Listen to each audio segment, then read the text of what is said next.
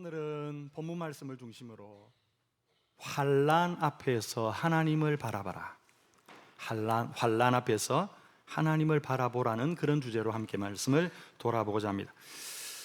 지난 주일 온가의 원세 때에 다니엘을 통해 하나님을 선택한 사람에 관한 말씀을 드렸습니다. 다니엘은 눈에 보이는 환경이 아니라 하나님을 선택했습니다. 근데 참 정말 어린 나이에 너무나도 큰 일을 겪었습니다. 여러분, 나라가 망하는 일,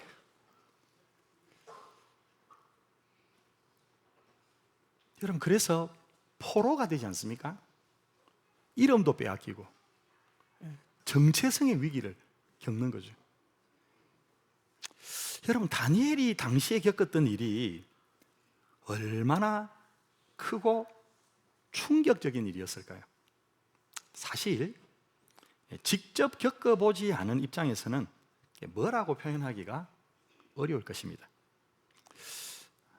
오늘 장로님도 기도하신 것처럼 6월이면 우리는 그때를 떠올리게 됩니다. 우리 가운데는 여전히 실제로 전쟁을 경험해 보신 세대가 있습니다. 그분들은 말하죠. 다시는 이 땅에 그러한 참혹한 전쟁이 일어나서는 안 된다. 하지만 저를 포함한 전후 세대는 사실 많은 사진도 보고 기록물도 봤습니다. 또 학교 다닐 때 우리 정신교육 얼마나 많이 받았습니까? 방공교육을 받은 세대 아닙니까? 근데 사실 전쟁이 얼마나 참혹하고 큰 아픔을 남긴 일인지를 실제로 경험한 세대만큼은 알지 못합니다. 그래서 한번 생각해 보니까 IMF가 떠오르더라고요. 여러분, 우리는 IMF를 겪었지 않습니까?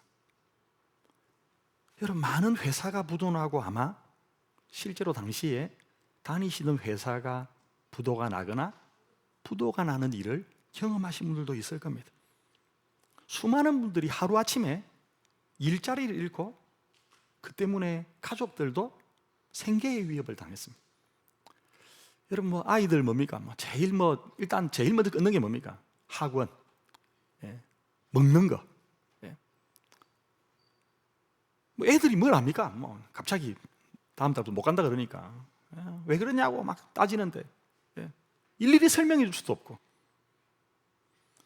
진짜 그때를 생각하면 지금도 생각도 하고 싶지 않고 말 자체를 꺼내는 것조차 힘들다라고 그때의 추억을 기억하고 계신 분들도 모르겠습니다.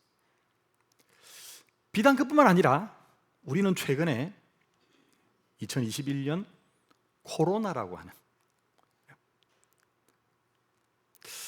참 그런 일이 있었나 싶을 정도의 일들을 경험했습니다. 여러분, 이처럼 우리 삶의 환난과 어려움은 정말 아무 예고 없이, 예를 들어서 내년에 경제적인 위기 임할 거다, 2년 뒤에 너 해고될 수 있으니까 지금부터 부지런히 적금 모으고 모아둔 거 잘 관리해라. 여러분, 그럼 뭡니까? 준비라도 할 텐데, 여러분, 어느 날 갑자기 뭡니까? 해고 통보를 받고 어느 날 갑자기 회사가 부도나고 여러분, 딴 데 볼 거 뭐 있습니까? 우리 슈퍼처럼 다니던 홈플러스, 처음에 뭡니까? 이렇게 영업 중지한다 그래가지고 이제 좀 지나면 뭔가 되는 모양이다 생각했는데, 여러분, 최종적으로 폐업이 결정됐습니다.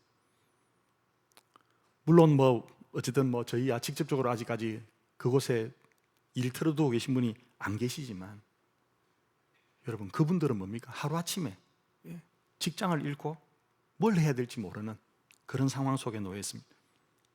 여러분, 이처럼 우리 삶의 환난과 어려움은 아무 예고 없이, 사전 통보 없이 어느 날 갑자기 임하는 경우가 많음을 보게 되어집니다. 그래서 이러한 일들은 지금 우리도 마찬가지입니다. 자, 근데 똑같은 일을 또 다른 한편으로 믿음의 관점에서 바라보면 이 일은 또한 우리에게 우리의 진짜 믿음을 점검해 볼 기회가 되는 것을 보게 됩니다. 여러분, 산상수훈의 결론은 반석 위에 집을 짓는 사람이 있고 모래 위에 집을 짓는 사람이 있다고 되어 있는데, 중요한 건 뭐냐면 평소에는 구분이 안 된다는 겁니다. 언제 구분이 됩니까? 비가 내리고 홍수가 나고 바람이 불어서 그 집에 부딪혀 보면, 다르게 말하면 오늘 주제로 말하면 뭡니까? 환난을 겪어보면, 문제를 만나보면, 큰 어려움을 당해봐야 그때야 비로소 뭡니까? 반석 위에 집을 지은 사람이구나. 세상에 반석 위에 집 짓는 사람인 줄 알았는데 완전 모래 위에 집 지었네. 분간이 된다는 것이죠.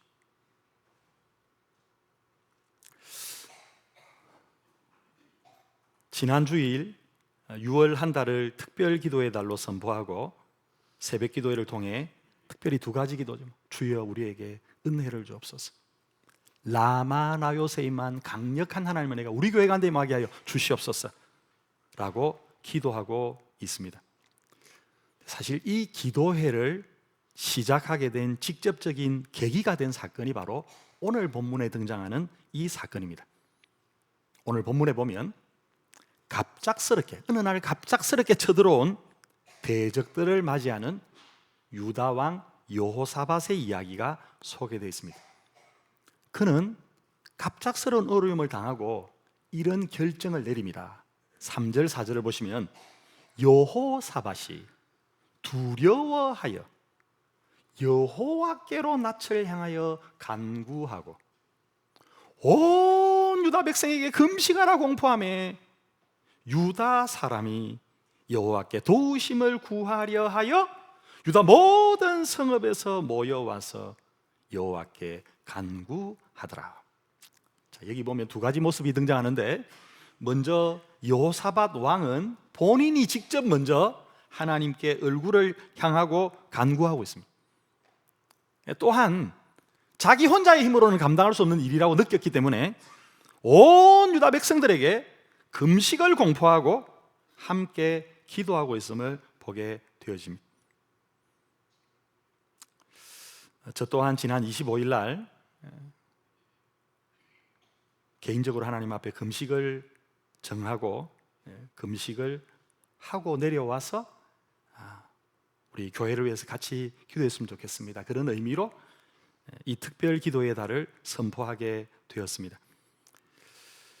이런 의미에서 오늘은 이처럼 우리 앞에 놓인 다양한 환난, 어려움의 문제에 대해서 우리가 어떻게 대하고 헤쳐나가야 될까, 거기에 대한 지혜를 오늘 이 말씀 속에서 함께 돌아보고자 합니다. 자, 첫 번째로 우리가 기억할 것은 모든 환난과 어려움은 이처럼 예기치 않게 임한다는 사실입니다. 제가 환난이라는 단어를 일부러 한자로 썼는데, 이 환자는 근심 환자입니다. 자, 그리고 난자는 어려울 난자죠. 자, 근데 이 근심 환자를 잘 보십시오. 그냥 얼핏 보면 충자와하고 비슷하게 생겼는데 네모가 하나 더 있죠. 네모가 두 개입니다. 그리고 아래에는 마음 심자가 있습니다. 왜 여러분 환자를 보면 어떤 느낌이 드십니까? 뭔가 마음 위에 뭐가 있습니까? 마치 돌 같은 게 쌓여 있습니다. 그것도 한 개가 아니고, 물론 여기 그림에는 글자에는 상형 문자니까 두 개가 표현되어 있지만 뭘 이야기할까요? 겹겹이 쌓여 있는 거죠. 뭔가 마음을 짓누르는 여러 가지 문제, 여러 가지 문제가 우리 마음을 누르고 있는 상태가 바로 근심인 거죠. 그래서 근심, 걱정, 고통, 재난, 질병이란 말이 바로 이 근심 환자의 의미입니다. 그래서 환난이란 뭐냐면 우리 힘으로 도저히 감당해내기 어렵고 힘든 일. 일단은 마음이 부담되지 않습니까? 제일 먼저는 뭡니까? 마음이 부담되죠. 근데 그게 결국 뭐로도 옵니까? 몸으로도 느껴집니다. 이렇게 우리의 힘의 한계를 넘어선 일. 여러분, 아이들이 뭡니까? 엄마, 몇만 원만 주세요. 혹은 뭡니까? 돈 10만 원만 주세요. 이런 거는 뭡니까? 줄 수 있습니다. 물론 이제 능력에 따라서 엄마 100만 원 필요해 하면 주실 수도 있으실 겁니다. 근데 갑자기 뭡니까? 엄마 저 1000만 원 필요해요. 혹은 1억이 필요해요 하면 부담되죠. 왜? 일단 없으니까. 당연히 줄 돈이 있으면, 감당할 힘이 되면 걱정이 안 됩니다. 근데 감당할 힘이 없는데 그렇게 이야기하면 이게 부모로서 참 능력이 없어 보이고, 야, 이제 어떻게 해야 되나? 이걸 없다고 이야기를 해야 되나? 아니면 뭐라고 이야기해야 되나? 당장 어디라도 가서 좀 빌려서라도 줘야 되나? 별 생각이 다 드는 거죠. 여러분, 이처럼 여기에 근심과 걱정의 뿌리는 두려움입니다. 두려움. 그리고 우리에게 두려움이 임하면 걱정하고 염려하게 되는 것을 보게 되십니다. 자, 이런 의미에서 오늘 본문에 보면 이 주인공인 여호사밧에게도 두려움이 임했습니다. 자, 3절을 보시면 이렇게 말하지 않습니까? 여호사밧이 두려워하여. 자, 문제는 이 여호사밧이 그냥 보통의 사람이 아니라는 것입니다. 여호사밧은 누구입니까? 유다 나라의 왕입니다. 왕. 유다 나라의 최고 지도자, 나라의 모든 살림과 백성들의 삶을 책임지고 있는 사람. 그 사람이 두려움에 사로잡히게 되었다는 것입니다. 물론 이제 우리 좀 흔히 이야기하는 철이 있는 우리 어른들은 당연히 대통령 정도 되면 참 많이 힘들겠다라고 알지만, 아무것도 모르는 사람들이 볼 때는 대통령 되면 뭡니까? 얼마나 좋을까? 그런 생각 들지 않습니까? 여러분, 한 나라의 왕도 두려움에 사로잡히게 되었습니다. 여러분, 그러면 그는 왜 두려움에 사로잡히게 됐을까요? 그 이유를 1절과 2절에 보면 이렇게 말씀합니다. 그 후에 모압 자손과 암몬 자손들이 마온 사람들과 함께 와서 여호사밧을 치고자 한지라. 문제는 뭐냐면 그냥 뭡니까? 그냥 모압만 오든지 암몬만 오면 해볼만 한데 이게 혼자가 아니더라는 것이. 모압의, 암몬의, 마온 사람들까지 연합군을 이뤘습니다. 함께 힘을 합치니까 뭡니까? 이건 감당할 수가 없는 거죠. 그래서 이렇게 말합니다. 큰 무리가 바다 저쪽에서 왕을 치러 오는데 문제는 뭡니까? 지금 벌써 하사손다 말고 엥게디, 유다 땅에 들어왔다는 겁니다. 바로 코앞에 닥친 거죠. 자, 우리는 지금 이 여호사밧이 당한 이 상황 앞에 우리가 몇 가지 주목할 사실이 있습니다. 첫 번째는 시기입니다. 시기. 그러면 언제 이런 어려움이 임했냐? 물론 갑자기 닥쳤는데 오늘 본문에 보면 그 후에라고 말씀합니다. 여기서 그 후에라는 말을 다른 성경에 보니까 얼마 뒤에, 그런 일이 있은지 얼마 뒤에. 그게 무슨 말입니까? 앞에 무슨 일이 있었다는 것이죠. 앞에 어떤 일과 연결지어 말씀하고 있는데, 그럼 앞에 어떤 일이 있을까요? 19장 4절 성경을 보시면 그 윗부분에 이렇게 조그맣게 글씨가 이렇게 적혀 있습니다. 여호사밧의 개혁. 일단 어쨌든 개혁은 뭔가를 바꾸는 거죠. 뭔가를 이렇게 막 바꾸는 건데, 도대체 여호사밧은 뭘 바꾸려고 했을까요? 자, 여호사밧이 행한 개혁은 하나님 앞에 온전히 해라, 우리 하나님 앞에 바로 서자, 그런 거였습니다. 자, 실제로 그러니까 한마디로 신앙적인 개혁이죠. 우리 19장 4절부터 7절에 보면 실제로 이렇게 됐습니다. 여호사밧이 예루살렘에 살더니, 원래 여호사밧은 이제 예루살렘이 수도니까 왕궁에 사는 거죠. 근데 뭡니까? 다시 나갔습니다. 왕궁을 떠나서 백성들에게 간 거죠. 브엘세바에서부터 에브라임 산지까지 민간에 두루 다니며 수도를 떠나서 왕이 수도를 비우고 백성들에게 다가가서 자, 뭐 합니까? 그들의 조상들의 하나님 여호와께로 돌아오게 하고, 왕이 직접 뭡니까? 백성들의 신앙을 챙기고 있습니다. 뿐만 아니라 온 유다 나라의 견고한 성읍에 재판관을 세우되 성읍마다 있게 하고, 재판관들에게는 또 명령합니다. 뭐라고 말합니까? 너희가 재판하는 게 사람을 위하여 할 것인지 여호와를 위하여 할 것인지를 살펴라. 자, 그리고는 이렇게 구체적으로 말합니다. 너희가 재판할 때 여호와께서 너희와 함께 하심이니라. 그러니까 하나님 보고 있다는 거죠. 하나님 보고 있으니까 사람 바라보지 말고 하나님 바라보고 똑바로 재판해라. 그런데 너희는 여호와를 두려워하는 마음으로 삼가 행하라. 그러면서 이렇게 말합니다. 우리 하나님 여호와께서는 불의함도 없으시고 치우침도 없으시고, 참 구체적인 상황을 이야기합니다. 뇌물을 받는 일도 없으시니라 하니라. 이 말은 무슨 뜻일까요? 당시의 재판관들이 뇌물을 받고 판결을 굽게 했다는 거죠. 어딘가 뭡니까? 막 치우쳐서 똑바로 못했다는 거죠. 그래서 왕이 직접 나서서 공평과 정의로 다스리고 신앙적으로 온전히 세우려는 목적을 기울인 것이 바로 여호사밧의 개혁이었습니다. 이 일은 다른 지역에서뿐만 아니라 8절 이하에 보면 예루살렘에서도 이루어집니다. 자, 그곳에는 레위 사람들과 제사장들과 족장들을 세워서 9절에 보면 이렇게 말합니다. 너희는 진실과 성심을 다하여 여호와를 경외하라. 자, 이것이 여호사밧이 행한 계획이었습니다. 자, 그런데 오늘 주목할 말씀이 이 부분입니다. 그런데 오늘 본문 뭐라고 합니까? 그 후에 하나님 앞에 좀 똑바로 살겠습니다. 하나님 한번 제가 제대로 한번 해보겠습니다. 근데 그런 일이 있은 지 얼마 뒤에 오늘 이런 일이 일어났다는 것이죠. 자, 그 일은 어떤 일일까요? 자, 그 일은 바로 감당하기 어려운 규모의 일이었습니다. 자, 앞서서 우리가 1절에서 보신 것처럼 그것은 모압과 암몬, 마온 연합군이라고 되어 있습니다. 물론 이들에 대한 정확한 규모는 성경에 기록되지 않습니다. 뭐 몇만이다, 몇십만이다 이렇게 나온 경우도 있지만 여기에는 나와 있지 않습니다.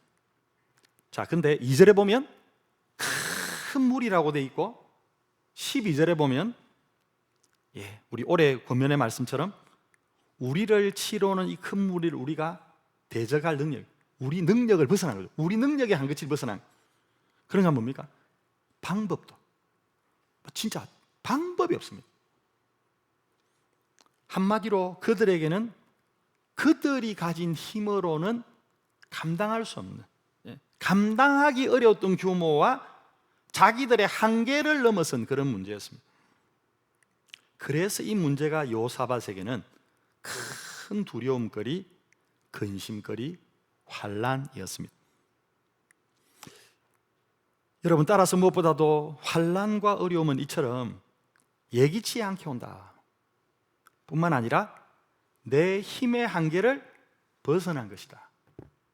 우리 힘으로 우리 지혜 모아가지고 해결될 문제가 아니다.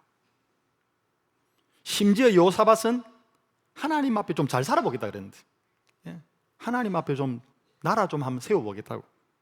그런데도 이런 어려움이 임하게 되었습니다.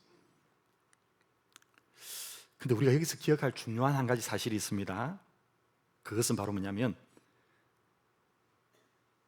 두려움만 가지고는 이 문제를 결코 헤쳐나갈 수 없다는 겁니다. 여러분, 그래서 우리에게 닥친 문제가 아니라 이 문제를 대하는 우리의 태도가 중요함을 보게 되십니다. 여러분, 문제와 어려움, 환난과 근심은 누구에게나 임할 수 있습니다.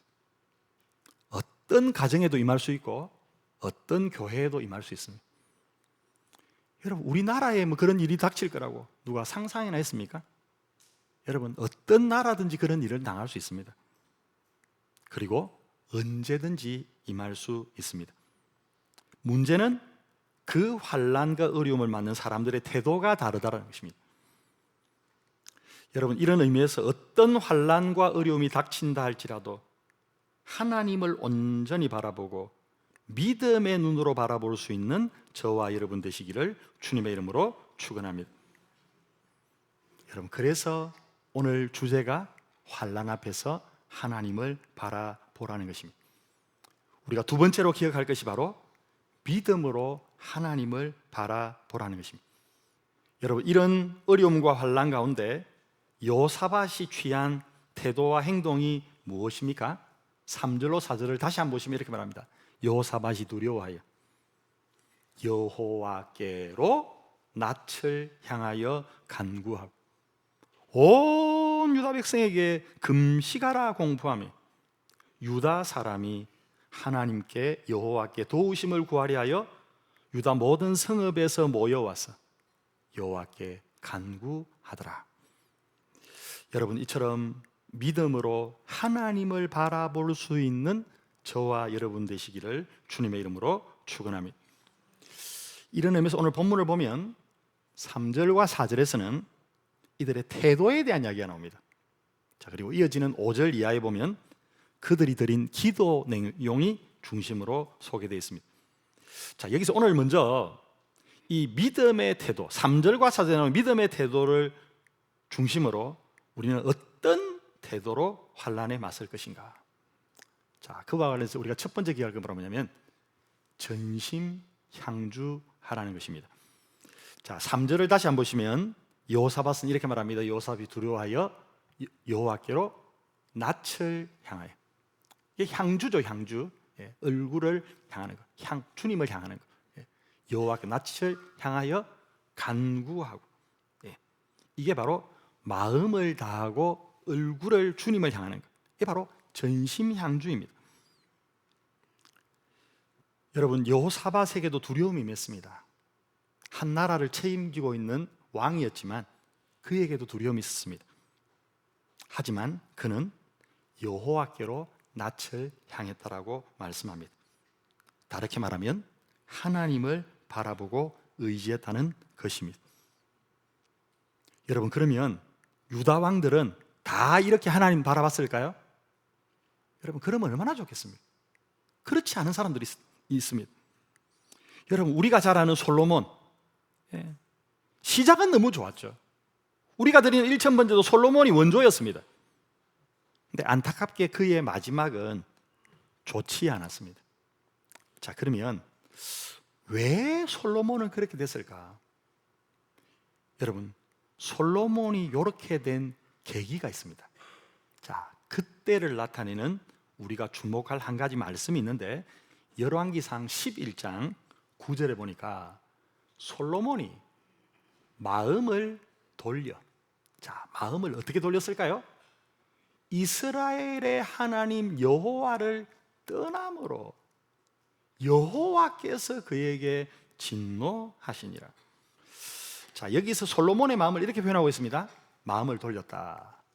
여호와를 떠났다.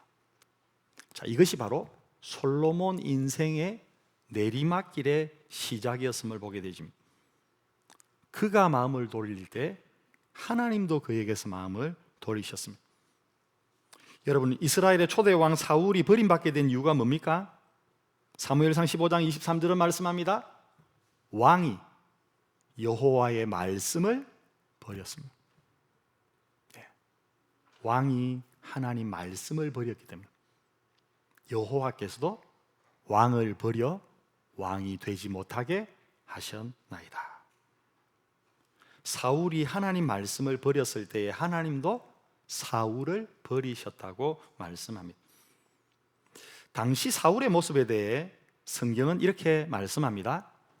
어찌하여 왕이, 사무엘이 지적하는 거죠. 어찌하여 왕이 여호와의 목소리를 청종하지 아니하고 탈취하기에만 급하여 여호와께서 악하게 여기시는 일을 행하였나이까.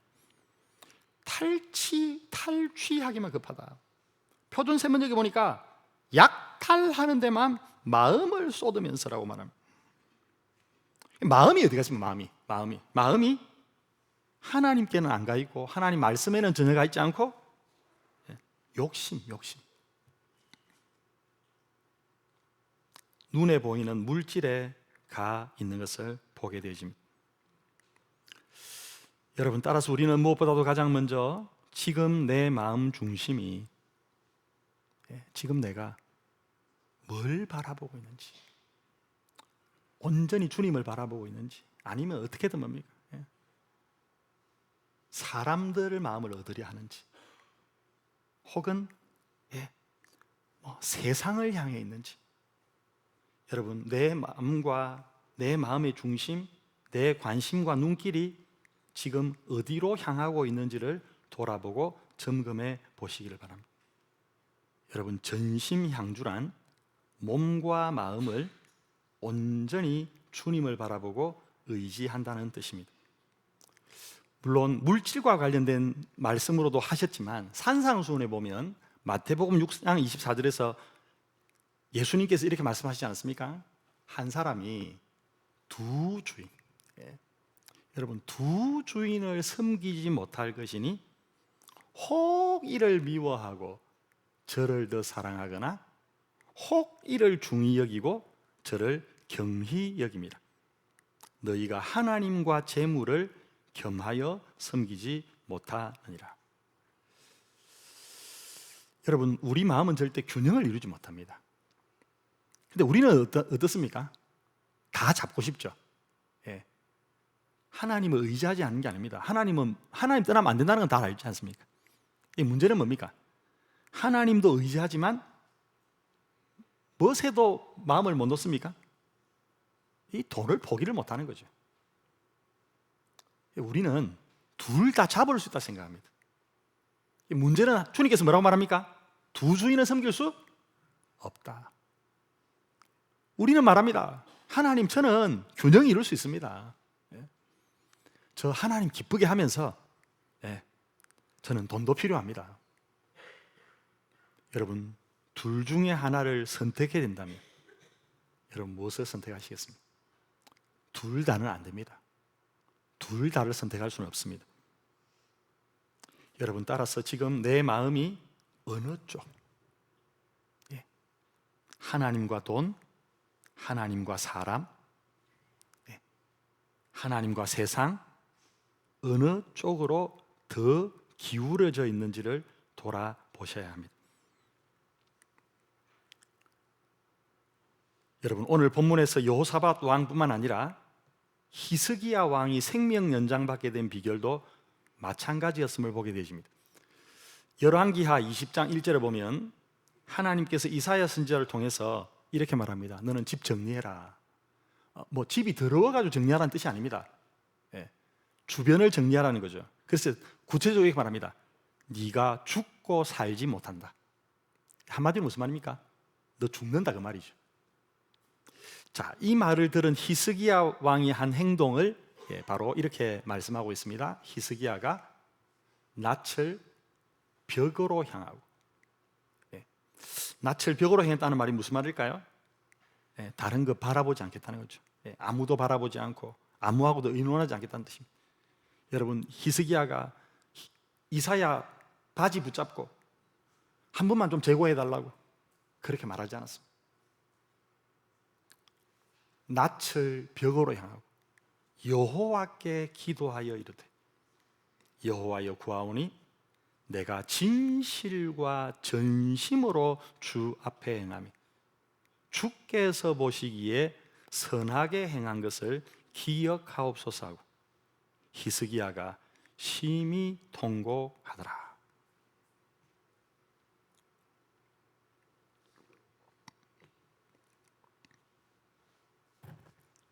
여기서 히스기야가 취한 태도, 보인 태도도 오늘 여호사밧과 똑같습니다.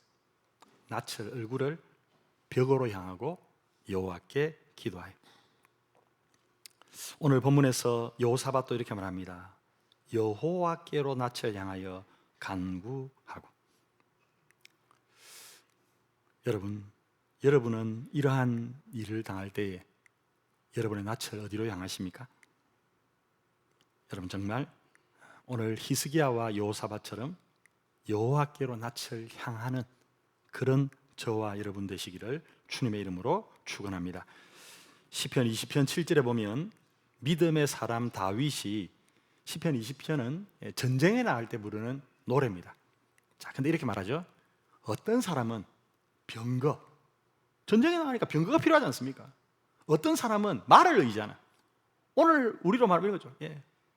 어떤 사람은 핵무기, 어떤 사람은 뭡니까? 스텔스 기능이 있는 비행기, 예. 예. 어떤 사람은 막 그런 걸 의지하지만, 여러분, 다윗은 이렇게 말합니다. 우리는 여호와 우리 하나님의 이름을 자랑하리로다. 여러분, 하나님 이름 자랑하고 가면 미사일이 피해갈까요?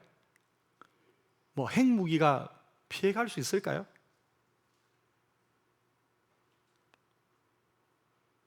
우리는 그렇게 생각하지 않습니까?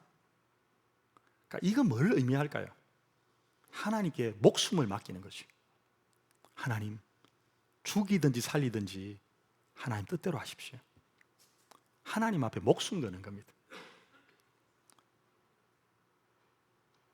여러분, 이 고백이 평소 다윗의 전쟁관을 나타낸다면 그가 처음으로 싸웠던 역사적인 싸움이 바로 골리앗과의 싸움이었습니다.